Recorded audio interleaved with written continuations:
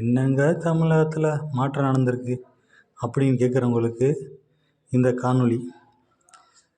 தேனி மாவட்டம் அருகே உள்ள மலை கிராமமான கொட்டக்குடி கிராமத்திற்கு 57 வருடங்களாக பேருந்து போக்குவரத்து இல்லை. முதல் முறையாக அரசு போக்குவரத்து பேருந்து இயக்கப்படுகிறது.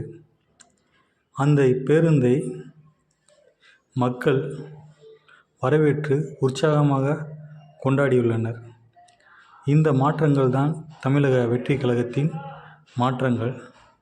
717 மதுக்கடைகளை அகற்றிய தமிழக அரசு, 200 யூனிட் மின்சாரம் கொடுத்த தமிழக அரசு, விவசாயிகளுக்கு 50,000 வரையிலான கடனை தள்ளுபடி செய்த தமிழக வெற்றி கழக அரசு. இது எல்லாம் ஒரு மாத காலத்து சாதனை. இன்னும் நிறைய மாதங்கள் பாக்கி இருக்கிறது. இன்னும் நிறைய சாதனைகள் பார்க்க வேண்டியிருக்கிறது. கவலைப்படாதீர்கள். அவர் சொன்ன அனைத்து திட்டங்களும் இந்த 5 வருட ஆட்சியில் நிறைவேற்றப்படும் என்பதற்கு இதுவே மிகப்பெரிய சாட்சி. நன்றி.